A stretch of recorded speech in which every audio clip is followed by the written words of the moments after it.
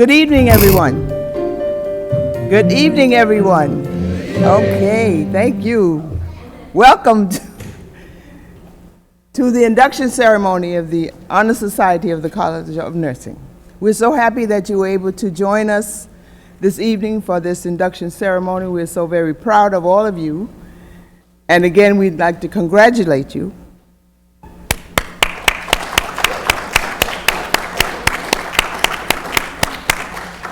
We'll follow the program as printed almost. So we'll have greetings now from, on behalf of the President, Dr. Williams, we'll hear greetings from Ms. Dorothy Fife, the Associate Vice President for Planning.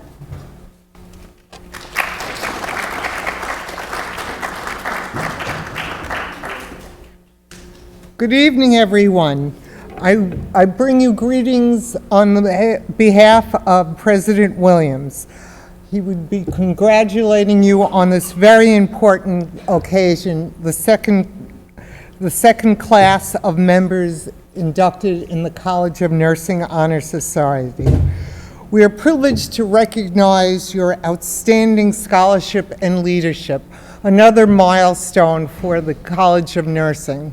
Next year, we celebrate the 50th anniversary of the College of Medicine, the College of Nursing, and with that, we hope to be inducted into the International Honor Society.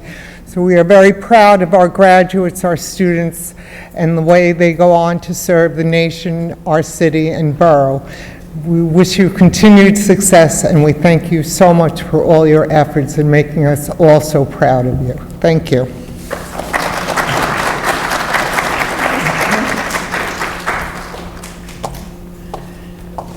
We'll have another special guest today. We have Ms. Margaret Jackson, Chief Nursing Officer of University Hospital. Good evening.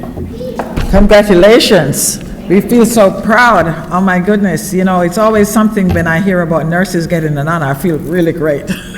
So I want to pass that to you. So on behalf of the hospital and all at the hospital administration, and you may not know, but I've been working collaboratively with the school since, what year?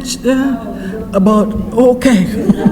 But actually from the first class of the accelerated program, we started that together, you know, so that the accelerated students, you know, could use the hospital as a platform in terms of, you know, getting all of the clinical rotations going. So I just wanted to tell you how proud I am of you, because today as a nurse, I can tell you it's a tough job in terms that you have to get everything together and you have to be smart. When I was a pup, we just did certain things, and a lot of things were routine, but today it's required so much from you, because not only do you have to know what you're doing in terms of nursing, but you also have to assist many of the healthcare team so that we can work collaboratively so that we can do the very, very best for our patients. So I'm looking at future leaders right here. And I want to just say congratulations, all the very best, and we're very, very proud of you. Thank you very much. Dr. Daisy Cruz Richmond, Dean of the College of Nursing, will introduce our speaker. Good evening. Dr. Anne Marie Morrow is currently Assistant Dean, Professor, and Director for the Center for Educational Research and Innovation at Rutgers, the State University of New Jersey School of Nursing. Dr. Morrow is a certified nurse educator and clinical nurse leader with expertise in educational policy, governance, innovative educational strategies, and curriculum development. Her responsibilities for the Center for Educational Research and Innovation include providing leadership for all activities that support teaching, including implementation of innovative educational strategies, curriculum development and redesign, faculty development and mentoring, simulation learning, interprofessional education and collaboration, educational research, evaluation and outcomes, consultation services, coordination and support for student teaching experiences, and continuing education. That's a whole host of responsibilities, Anne. She's also an adjunct clinical associate professor at New York University College of Nursing and a fellow in the Hartford Institute for Geriatric Nursing. She is project director for the NYU Robert Wood Johnson Foundation New Careers in Nursing Scholarship Program and provides leadership development and mentoring for accelerated nursing students from underrepresented and disadvantaged backgrounds. She was the founding chair of the NYU Full-Time Non-Tenure Track Faculty Senators Council and was recently a member of the NYU Presidential Search Committee and Alumni Board. She was a founding member of the NYU College of Nursing Faculty Council Steering Committee and Curriculum Committee past chair. Prior to her appointment at NYU, she was assistant professor at Seton Hall University, where she was involved in university and college governance, including the new PhD in nursing program at Seton Hall, the first entry-level clinical nurse leader, master's degree in the state and implementation of high-fidelity patient simulation. She has held past faculty appointments at Kean University and Rutgers, the State University of New Jersey. She also served as Washington Township K-8 Board of Education president and has a series of multiple national and regional leadership roles. She was a 2014 Robert Wood Johnson Foundation Executive Nurse Fellows Program finalist and received 2 NYU College of Nursing Awards, the inaugural Teaching Excellence Award and the Preceptor Award in Nursing Education. Her clinical practice experience is in cardiovascular and critical care nursing, and her research focuses on support of cardiovascular patients and educational innovations. She serves as peer reviewer for the following journals: Heart and Lung, the Journal of Acute and Critical Care, the International Journal of Nursing Studies, the Journal of Nursing Scholarship, and the Journal of Transcultural Nursing, plus Orthopedic Nursing Journal, and several Dove Press journals. You're looking at a reviewer. She is a contact person for your future scholarship, including publications. She has multiple grants and publication awards and has presented her work nationally and internationally. Dr. Morrow earned her bachelor's degree and master's degree in nursing education from Seton Hall University, her doctoral degree in research and theory development from New York University, and a certificate from the Wharton Nursing Leaders Program at the University of Pennsylvania. I first met Anne during a national board meeting at Robert Wood Johnson Foundation, which I was a member, and during one of our annual summit, and I was so pleased to hear her speak. And I said to myself, we have to get her be a speaker at SUNY Downstate. So please join me in welcoming Dr. Morrow, and here is Anne.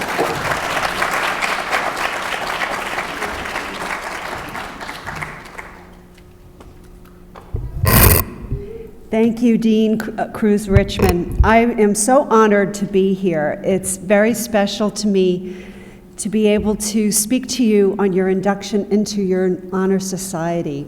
I'm wearing my Honor Society pin from Sigma Theta Tau International, and I was inducted in 1981 as an undergraduate when I was 10 years old. Kidding. But, and ever since I was first inducted into the Honor Society, I really found it so wonderful to be engaged in the relationships that I've built from that time, and started getting involved in, yes, I guess those are mine, in activities right from the get-go. So I know that tonight I'm speaking to the leaders, not future leaders, but the leaders that we have here at SUNY Downstate Medical Center College of Nursing. So give yourselves a hand.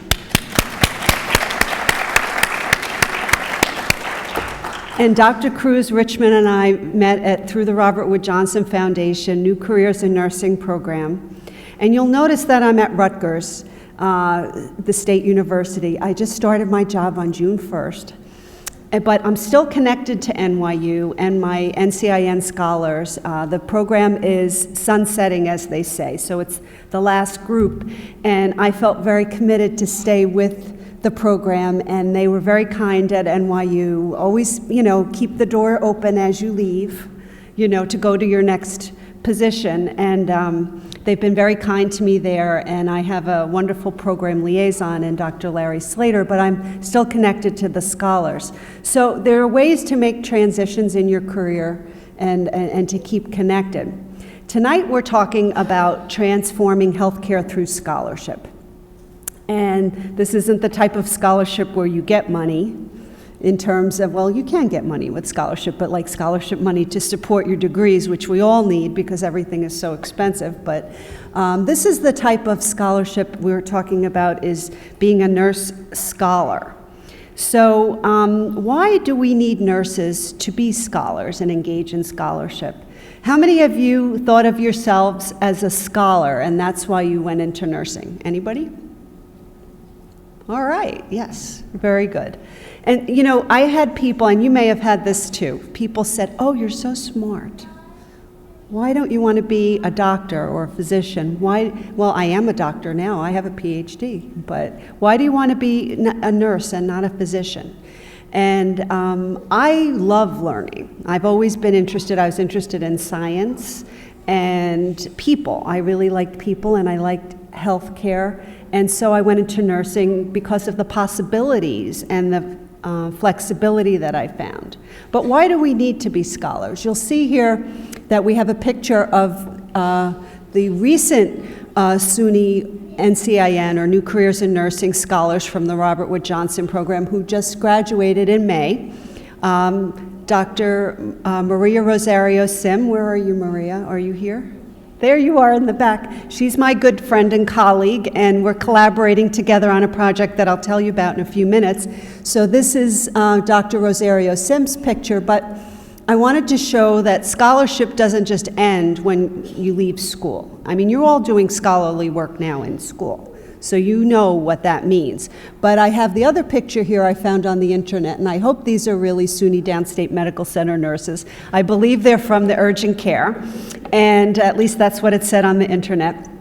And we need nurses to be scholars as they go into whatever practice setting or whatever field that they go, because things constantly change in healthcare. This is Albert Einstein, and Einstein said, if you do what you always did, you will get what you always got. And that might sound okay for a while, but if we want to improve and we want to do better for our patients and have better patient outcomes, we need to be lifelong learners, and we need to continue to grow as scholars. You have to be very smart to be a nurse. You have to work in teams. You have to keep up with practice. When I was in school as an undergraduate learning, there was no such thing as H. pylori bacteria and the relationship between that and ulcers. There was no such thing as, in diabetes care, hemoglobin A1C, looking at that. And so things change around you, whether you change or not, and you have tremendous responsibilities. You just heard that. It's the hardest job you'll ever do, and you're going to love everything you do because of the people that you work with. So I hope, I don't want to make this too dry, but just to give you some ideas of different ways to be a scholar and to have scholarship beyond the traditional doing research and studies, which we need, but there are many ways for you to be a scholar. If we look in the dictionary, just simply the scholarship is defined as learning and knowledge that you acquire by study, or a fund of knowledge and learning that you have. So every one of us are capable of scholarship. Florence Nightingale, you've heard of the lady with the lamp, Florence Nightingale. She lived to 90 years old. She was a nursing pioneer and one of our first nurse scholars. And Florence Nightingale was English. She was an English nurse, but I don't know if everyone knows that she was a statistician.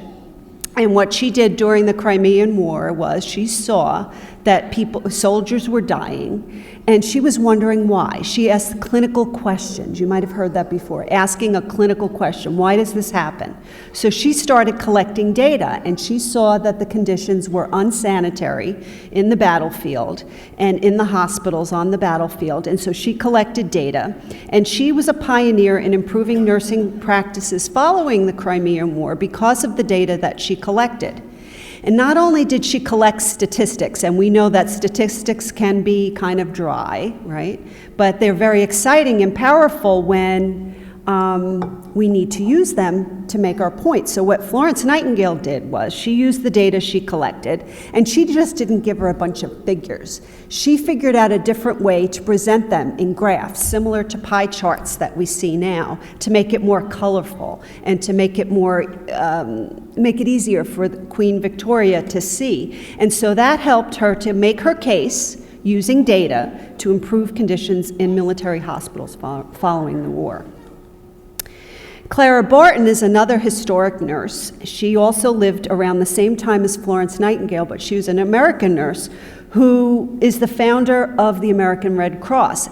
And I picked Clara Barton because I went on your website and I saw you have a nice quote from Clara here. And I saw it upstairs in the hallway. And what Clara Barton said was, "I have an almost complete disregard of precedent. It irritates me to be told how things have always been done. I cannot afford the luxury of a closed mind. I go for anything new that might improve the past."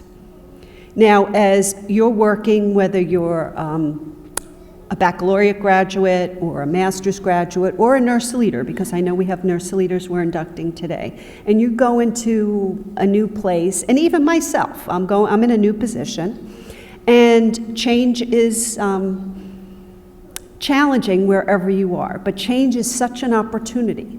And you might go somewhere and hear, well, this is the way we do it here, or we always do this way.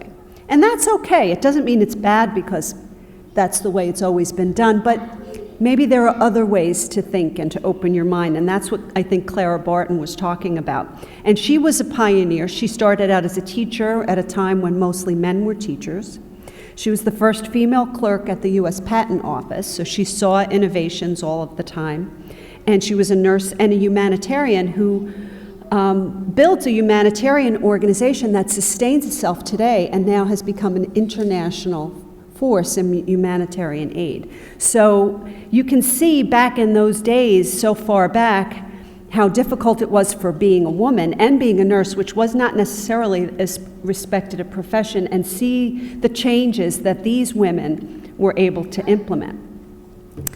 Now, Sigma Theta Tau International is the International Honor Society of Nursing, and they have a position paper that they've posted online, and you can find it, STTI, Scholarship Defined, and it talks about what they feel is scholarship. And of course, it's a scholarly honor society, similar to your own, and what Sigma talks about is embracing implementation and translational science, which means that we have data, we have best practices that we know about. And now, scholarship is also not just making these discoveries, but applying them to different settings, so what you know. So for instance, a Doctor of Nursing Practice degree.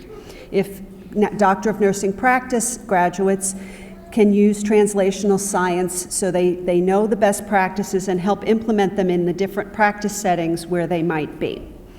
Also, scholarship is defined by Sigma as harnessing large clinical data sets in real time to apply best evidence to practice settings. So for instance, with electronic health records now, we can have alarms in the system. So if we put in vital signs in real time, it's very important to be able to do that. You need to understand the connection to the big data. So as you're putting in that your patient's heart rate is above 120, and then the blood pressure might be low, and the temperature is high, that can trigger alarms for possibility of septic shock and infection, and trigger healthcare providers to be able to intervene more quickly and to have better patient outcomes. If we're not, as nurses, documenting in real time and collecting that data, if we wait to do that, the patient can deteriorate.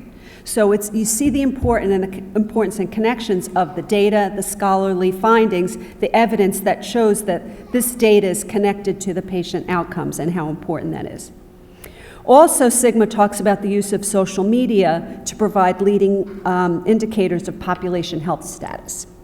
So this is something I need more practice with, is social media. My kids are really great with social media. Even my husband, who's not as tech savvy as I am, he's on social media more than I am. But it's very important. You saw with the recent Ebola epidemic where we could get data very quickly about what's happening in different parts of the world and how the outcomes are and how people are being treated. So that's what this is talking about.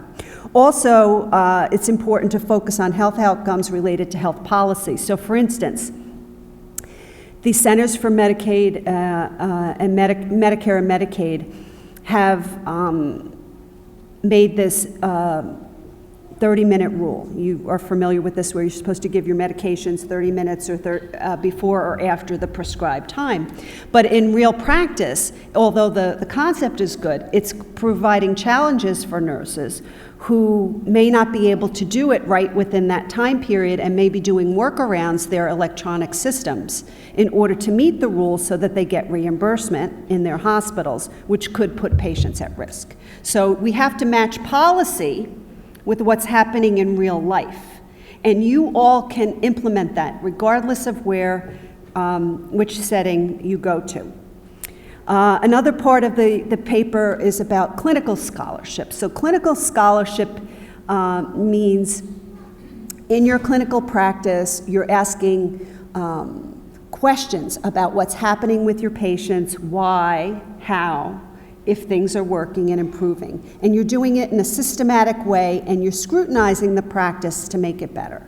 So this type of scholarship is informed by the best practices of research and inspires future research to occur. Also, what's very important is reflection in your practice. Have any of you written reflective journals before?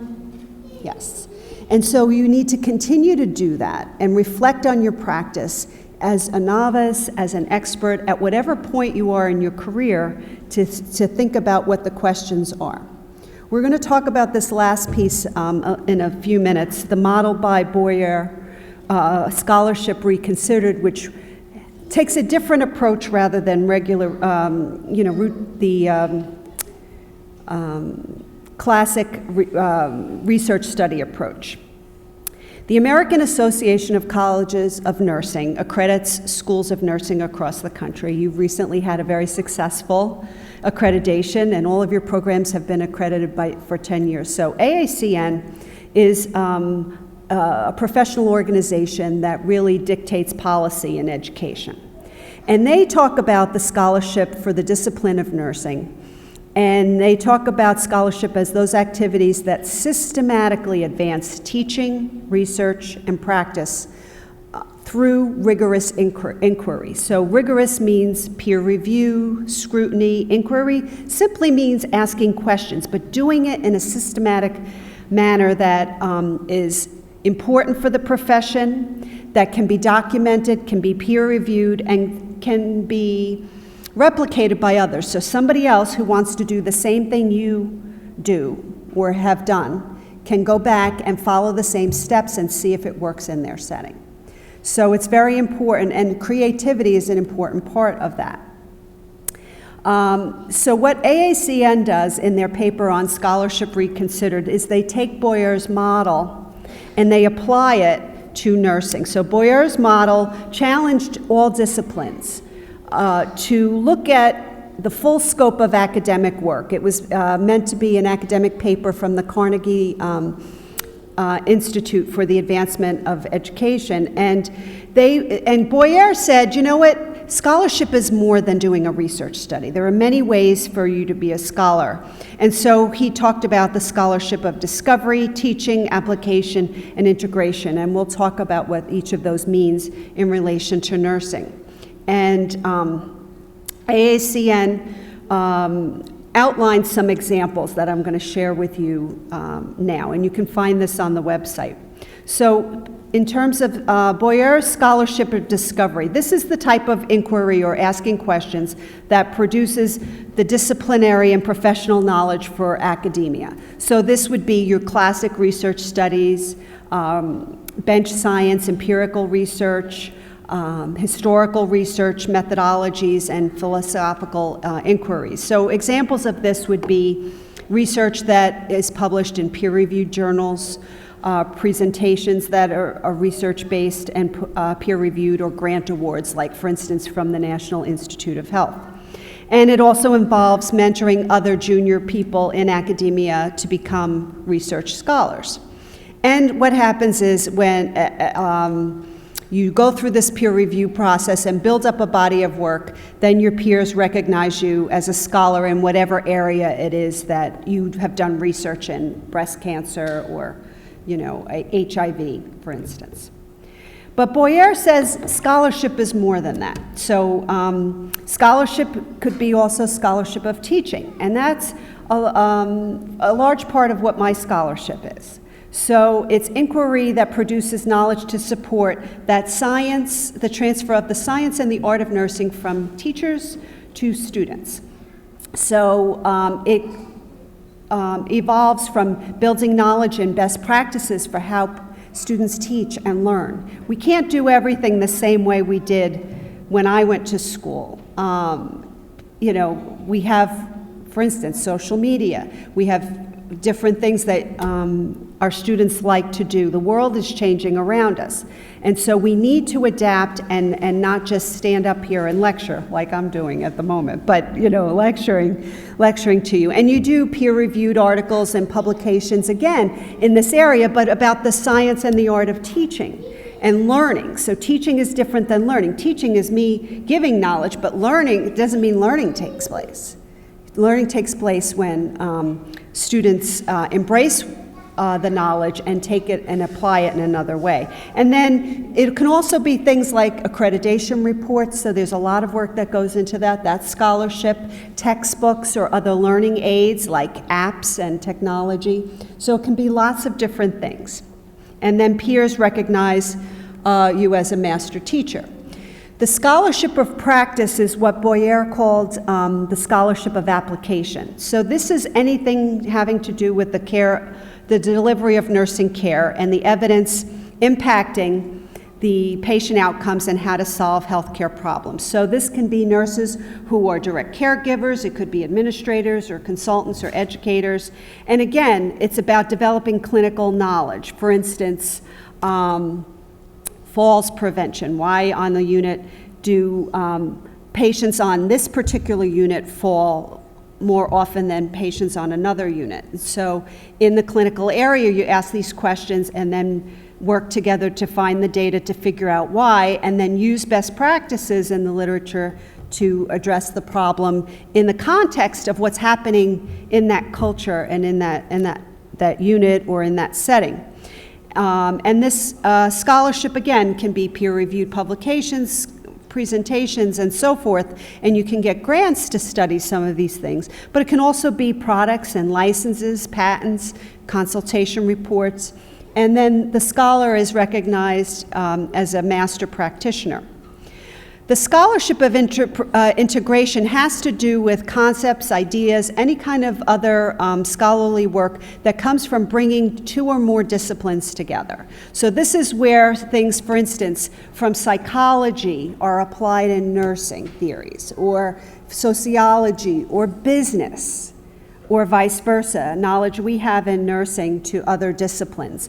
And again, can result in similar types of work, but can also include integrative reviews, which you may have done in your academic work, where you look at a topic and you synthesize the literature on it and make recommendations, and have patents or products that would happen.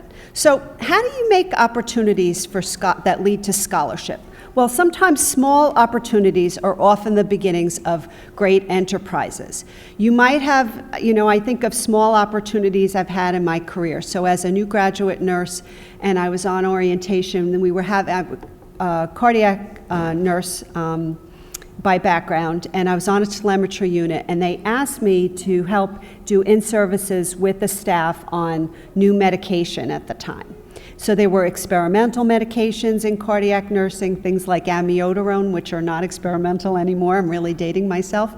But things like that, diprafenone, other things that are more common now, but others in the staff didn't know. So you can get involved in those types of activities, whether you're in home care, whether you're in the community, and get involved in some of those things. And they may lead to other opportunities. So down the road, it led to an opportunity then to go to critical care unit for me, and then down the road working with cardiac electrophysiology group and working on some of these projects with data collection and also publication, being on publications with the physicians group, presenting at national conferences. So again, clinical opportunities can turn into big ones. So you have to make time to be scholarly. And it's going to be hard, when you go to work every day, whether you're working 12-hour shifts, whether you're working evenings or weekends, you're working in the community, you're working in hospice, you're working wherever you might be, academia. There's always going to be something demanding of your time, but you have to make it a priority to continue to look for those scholarly opportunities. As students, if those of you who are students and finishing up your degrees, you've all done scholarly work here. So you may have done a poster, you may have done an integrative review, you may have done a paper and a group project that may be very interesting for publication. You may have had clinical experiences with patients that you can share with others and write up in some of the journals like Nursing and or American Journal of Nursing, American Nurse Today, and get yourself started. Certification's another way to be scholarly in terms of developing an expertise in a particular area, whether it's a clinical specialty, it could be administration, it could be diabetes educator. There are many different opportunities to be certified in an advanced way, advanced life support, those types of things. And also, of course, continuing your education and advancing your degrees. We hope that all nurses will continue to do that. We need nurses at every level of education. We have a real shortage of faculty, doctorally prepared nurses, and we need you to think about that. Volunteer and service. Has anybody gone on a global project or in the United States gone any kind of service learning or service project? Yes, what kind of project did you go? I volunteered in Peru. Peru. Healthcare in Peru, in an underserved area, and I was there for a month giving healthcare to children and adults. Oh, that's wonderful. And have you thought about publishing your experience?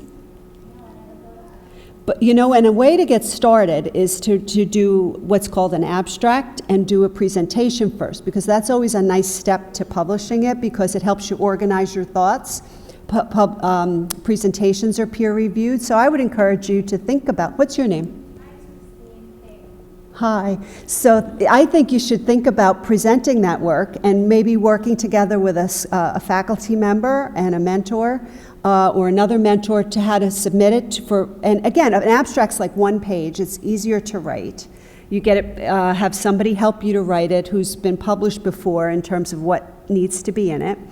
And then you have the opportunity to present maybe a poster, maybe a podium presentation, and you can start locally.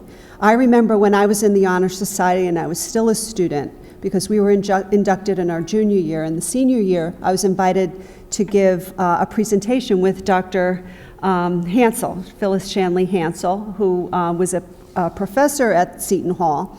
And our local chapter, Gamma Nu, was having a research day, and what they decided to do was pair students and faculty members to do a critique of research study. So somebody would present and then you would get up and critique, which was kind of scary as a student to do that. But it really helped me to, get my feet wet and to do that. So there are opportunities like that that you can take.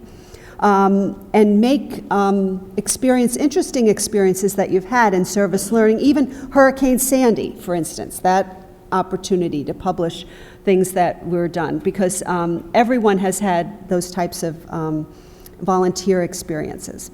Quality improvement, EBP projects, evidence-based practice projects in your settings. You have opportunities to be part of committees, and certainly professional organizations. The Honor Society is one. And I would encourage you to find areas of your interest and be involved in these professional organizations like American Nurses Association. So let's sum up some keys to successful scholarship. First, you have to be creative. And you have to think outside of the box and do something you're interested in and enjoy. It doesn't have to be boring. It can be very exciting and fun. I remember when I first came to NYU, some of the faculty wrote up, I saw these signs with these pictures, and they were students with clown noses and bubbles. And they were using these clowns to help with pediatric populations and bubbles, and they wrote this up as a scholarly article, and it was really a great thing to share the work. Mentorship is always important for all of us, and it takes a village. We need more than one mentor. You should have mentors you're establishing here as faculty members, mentors outside of here, mentors in work when you start your jobs or at your current jobs for those of you who are already in the workforce, and collect different mentors to help guide you and give you encouragement and to give you honest feedback. Reflection's an important part, thinking about where do I want to be in 5 years? What do I want to do next year? How am I going to pay those student loans? Right? So what am I going to do to get myself and set myself apart?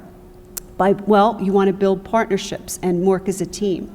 So you can work with faculty members or people on your clinical unit and your team, again, regardless of the setting you are, and start to develop ideas for scholarship. It makes it better and easy. It's kind of like when you go decide to diet or exercise, right?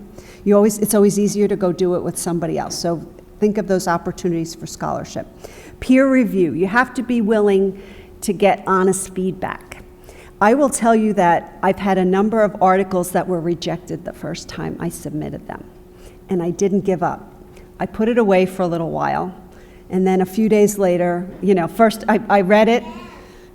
I may not have cried, but I didn't feel very good. I had a glass of wine, I put it away, and a couple of days later I opened it up and I looked at it again. And there was always something helpful in there. I will say that sometimes people give peer review that's not kind. It can be critical, but it doesn't have to be nasty. So think about that when you're reviewing somebody else's work. But all of those articles that were rejected, I always turned around and I got someplace else where they were meant to be. And I took the feedback and I went to somebody else and got some further help and feedback if I needed it. And you have to be committed to lifelong learning as a nurse. There's just no way around it. This is a picture I found on the internet of SUNY Downstate Medical Center nurses doing a presentation. And you can see that they're presenting what looks like their clinical work and their clinical questions.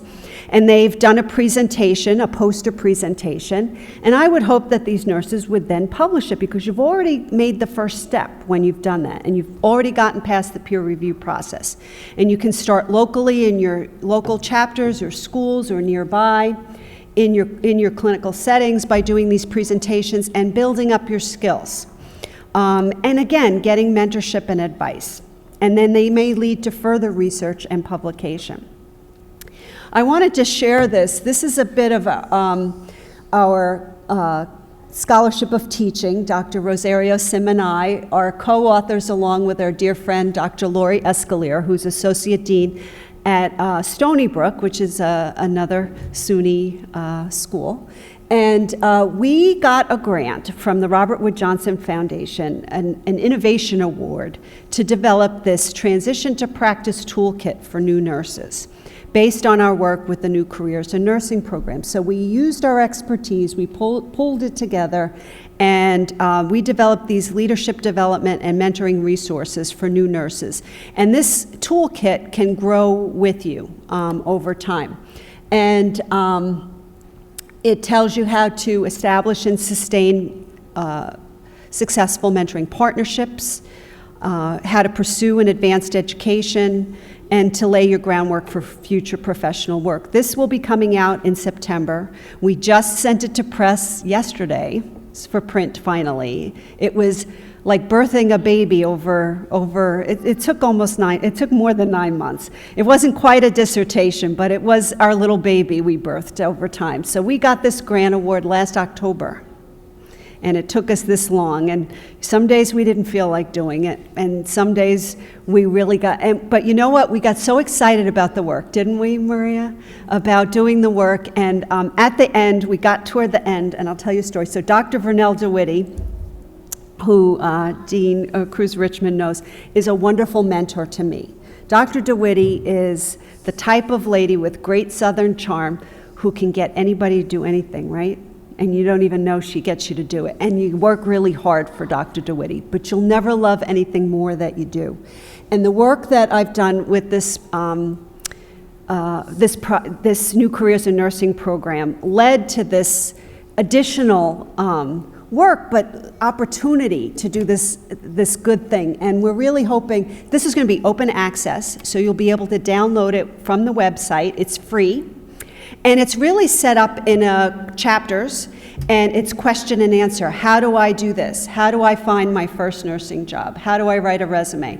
How do I deal with, the need for speed, as a new nurse? How do I pursue doctoral education? How do I volunteer globally? Where do I find money for scholarships? Where do I find opportunities to be a scholar and present and all of those things? So it's meant to link you to other resources on the internet, and the links are active in the PDF that they'll take you right there. So it's meant, you don't have to read it cover to cover, you can use it as you need it so that it's user-friendly. And we piloted it with our scholars. So we got the ideas that we came up with knowing with our experience. We took a few stakeholders, key stakeholders from our different schools at NYU, Stony Brook and SUNY Downstate, and we asked, what else do you need? And we did the outline, we developed it, and then we gave it to scholars to critique and to give us more information. Then we wrote it, and then we had a peer reviewer who ripped it to shreds, right, Maria, and made it so much better than it was. And then at the end, we're thinking, okay, we're done now. And Dr. DeWitty said, Anne Marie, what do you think if we have some call-outs? And by then we were just like, oh, Vernell, we're done. And it looks so much better with the call-outs. So call-outs are those little phrases or little key ideas that come out in their visual pictures. And when you see it, and we had to come up with this in a day, overnight. We're thinking, we have so much to do, how are we going to do this? So we get on the phone on a conference call, and only as Vernell did, oh, go ahead, here, we'll give you a number. So we're on the phone working. And Vernell was listening in, and she was reflecting on how we work together as a team. And she said, Anne Marie, it really, and Maria and Lori, it was so nice to hear you work together as a team and the give and the take and how you created these ideas. So it actually turned out to be fun, and it didn't take us as long as we thought it would be. But when I tell you, nobody thinks, oh, I'm going to get up and write an article today. I mean, some people do if they're authors, but you have to make the time. And it is exciting, and it's exciting to see the products. So I hope you'll take the opportunity to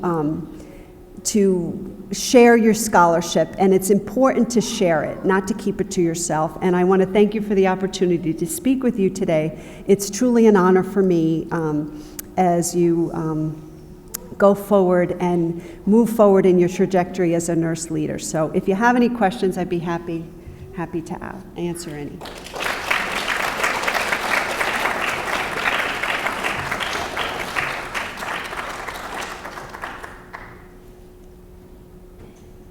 Okay.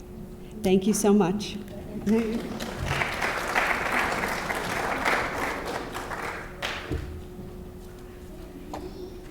Let's thank Dr. Morrow again for that wonderful presentation.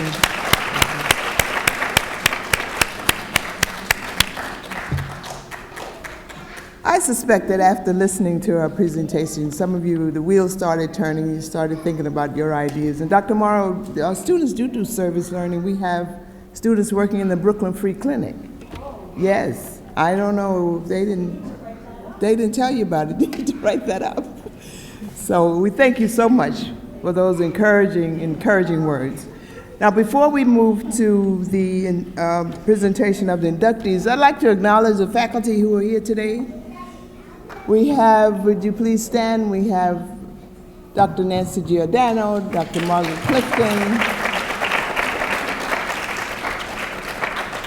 Dr. Zhang was here a minute ago. So we'd like to thank them for helping us to celebrate today. Okay, Professor Jennings will come forward now and we'll present the inductees. Good evening. Assisting me will be Dr. Gerard. Congratulations, and this is an exciting day for you all. It's an exciting day for the college to have such a large group of students who have met the criteria to be considered honor students and be a part of our honor society. Congratulations again. When I call your name, please come forward. From the Accelerated Nursing Program, Joshua Arnaz.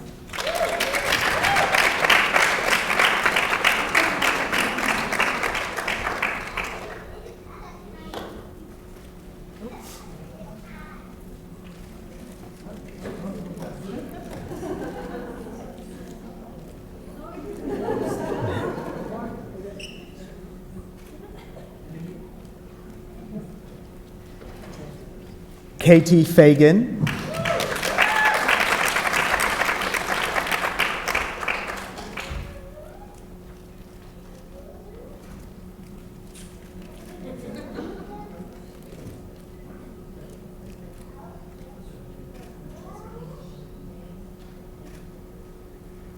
Allison Hirsch.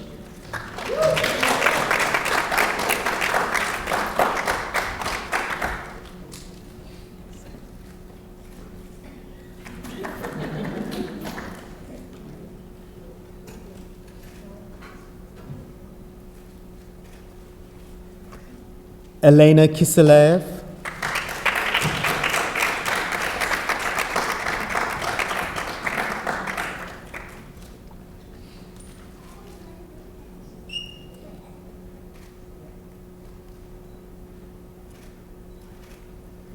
Iris Mizrahi.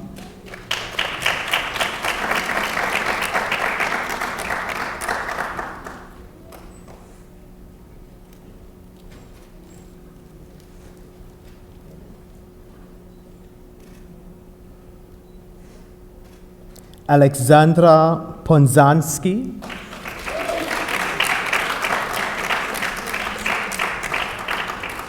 Poznansky, right? Poznansky. It's good enough.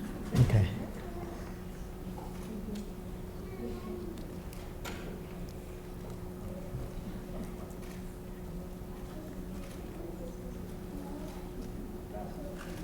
Lisa Pugazi.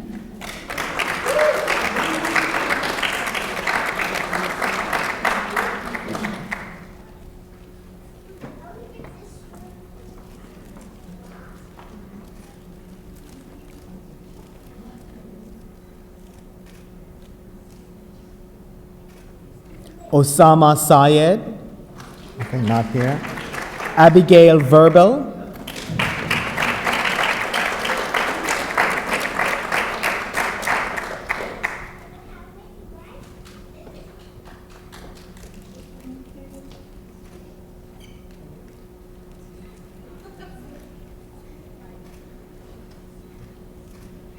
Henna Warman, not here.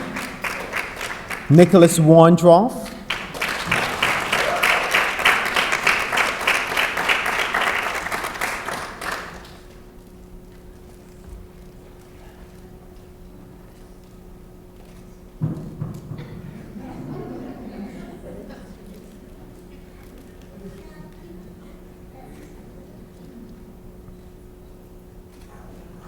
Mei Ling Wong.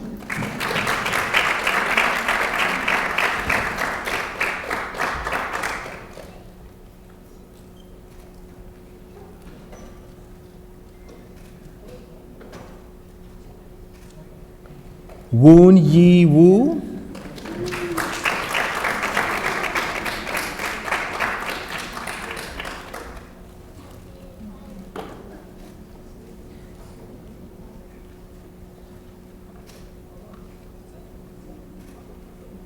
From the RNBS, Gayla Lieber. Jennifer Lynn Post.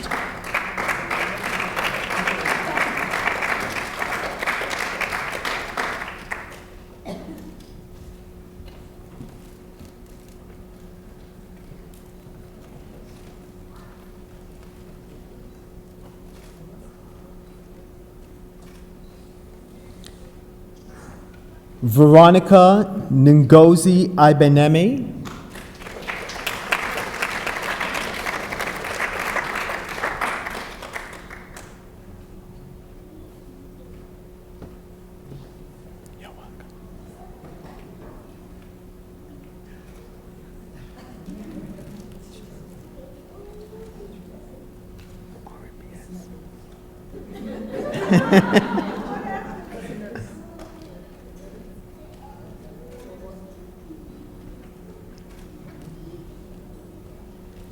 Clinical Nurse Specialist, Rita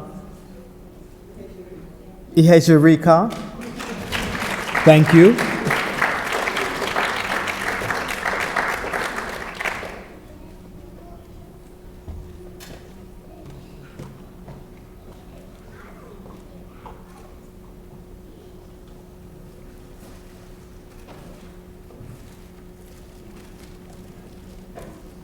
From the FNP, Marie Phils Aim.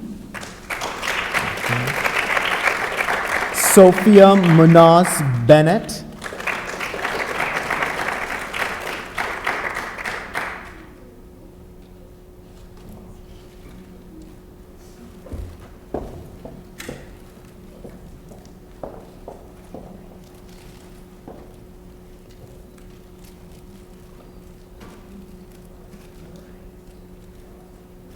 Sashana Cato.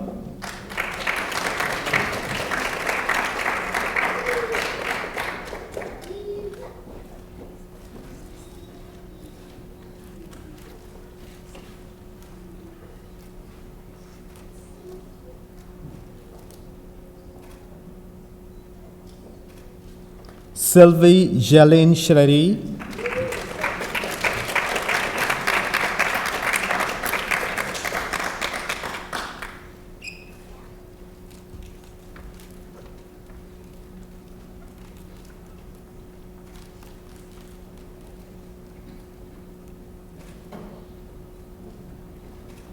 Krista Durant.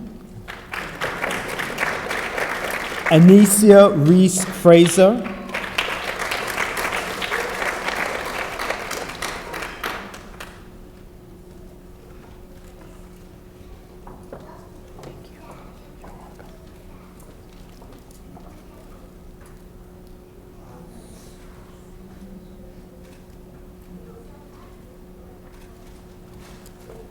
Hannah Goodnick.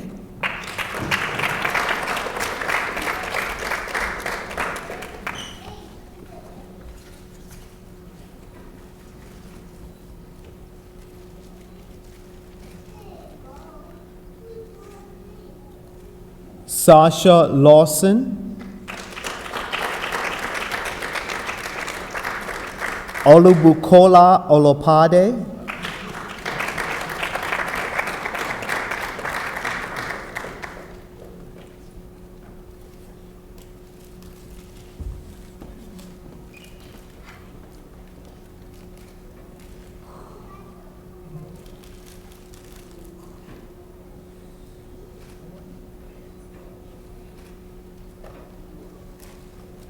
Shinyeri Onunaku.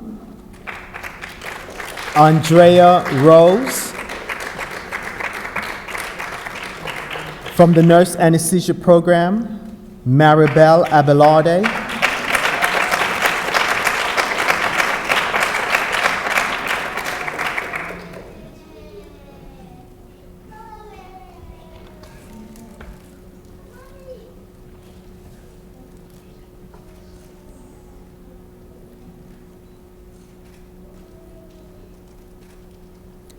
Joshua Conquesta,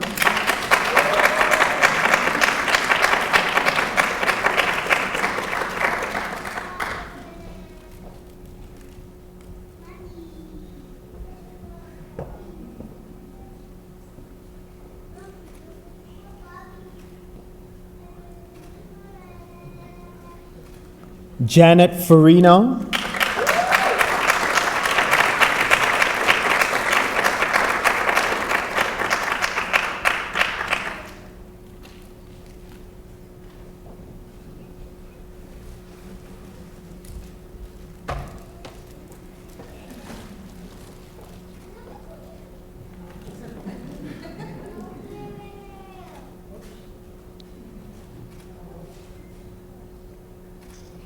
Tree Koo,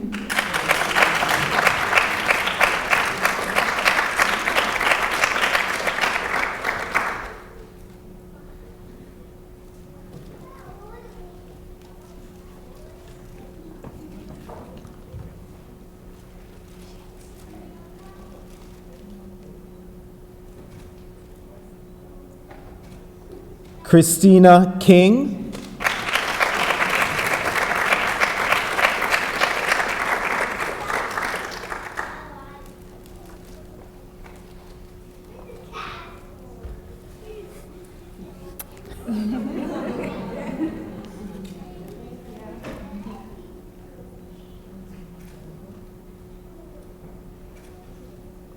Adrienne Morrison,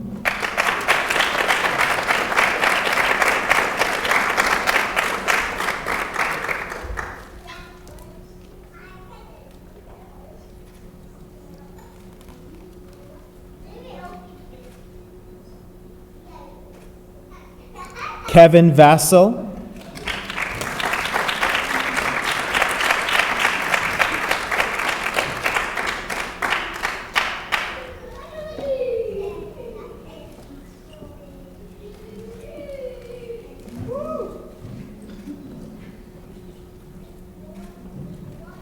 Marvin Weiss,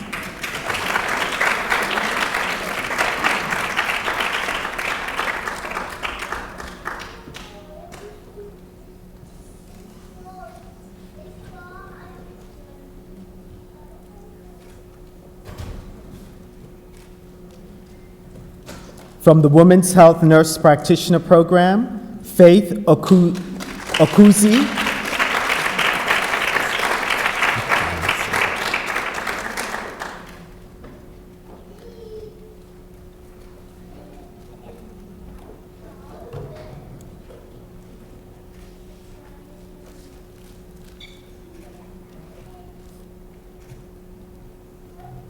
Crystal Wright,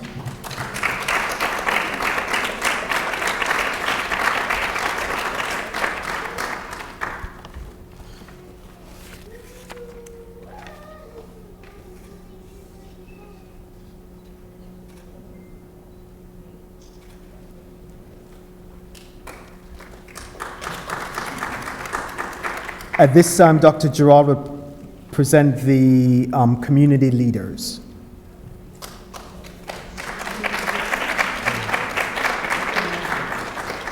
One of the traditions of the International Nursing Honor Society is that we induct members from the community, that is our nurse colleagues who demonstrate the kind of leadership and scholarship that we recognize in our students. They are people who may have distinguished careers who, because of whatever their trajectory was, were not recognized at an earlier program, and in some cases in our honor society, we're inducting people into our honor society who may already be members of Sigma Theta Tau. So it's with great pleasure that I introduce those who are here with us tonight. Kumanda Augustia.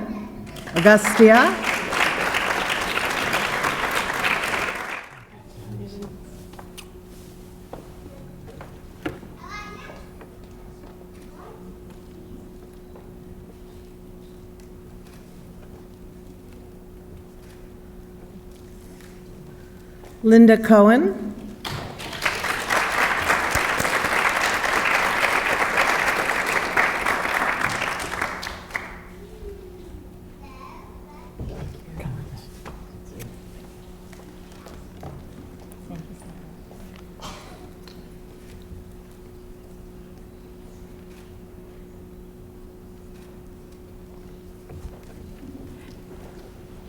Ivian Davis.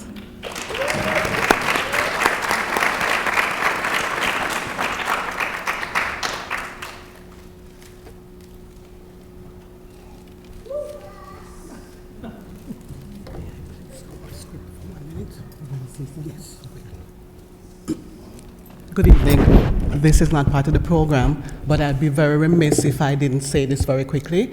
I want to thank the School of Nursing, and more to your point, Dr. Morrow, because I was in the middle of my FNP program here, and this school, through Dr. Mary Germain, my mentor, nominated me. I was accepted as one of 12 fellows for the state of New York, and my main job was to analyze the health of the refugees coming into New York State. They were getting federal dollars with no data and no precedence for this program. So what I created in 8 months, thanks to the school, was used subsequently to get further funding and to create a framework for further research. So I just had to stop for 1 second to say thanks to the College of Nursing and to my mentor, Dr. Germain. Thank you.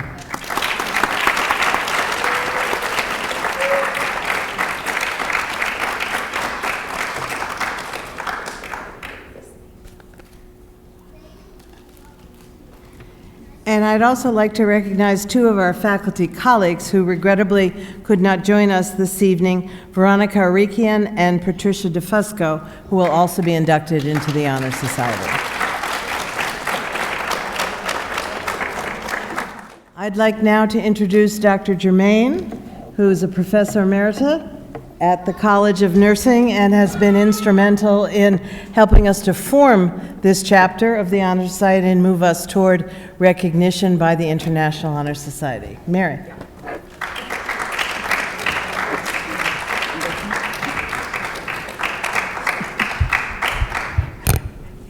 Yeah, Dr. Gerard's already looking forward to when we become chartered by Sigma. You know, purple is the color of scholarship at Sigma, so she's already set to go. I am going to ask the new inductees to stand and repeat after me, accepting the Pledge of Membership.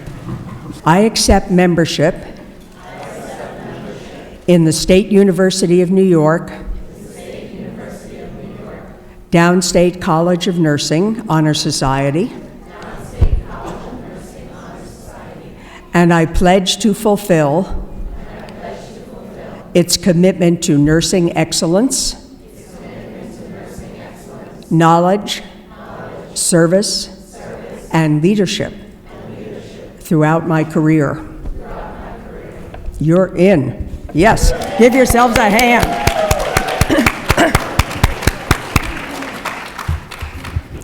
Okay, you may be seated, and your first task of membership is not only to enjoy yourself tonight. There is a wonderful reception out there, and this is a celebration of you tonight with your family and friends to celebrate your excellence so far and the recognition that you are our future.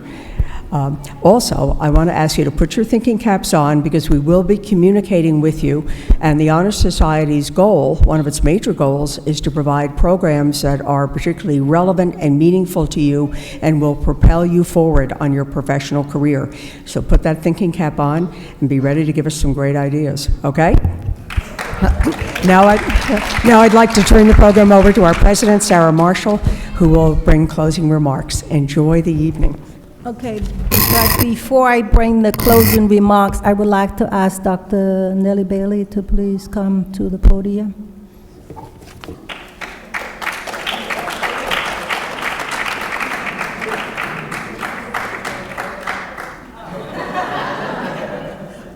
Dr. Morrow?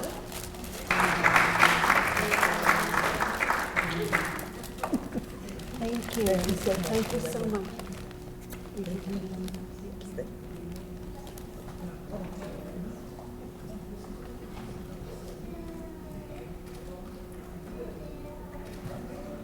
Dr. Jermaine?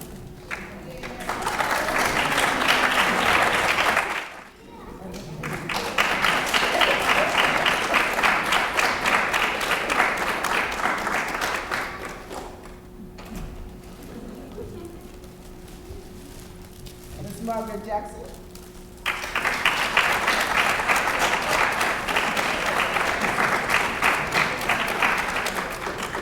I'm a nurse all the way.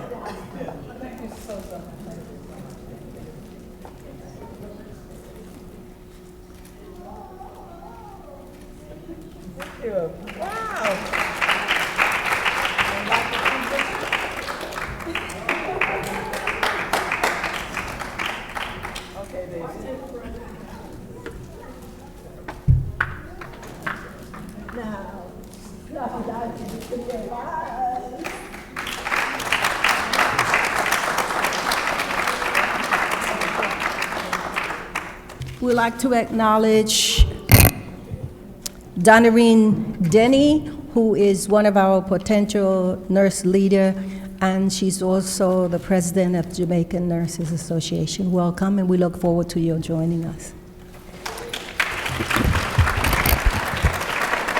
And now I'll bring the closing remarks, and I'll be very brief. You've heard about the many different ways to be scholarly,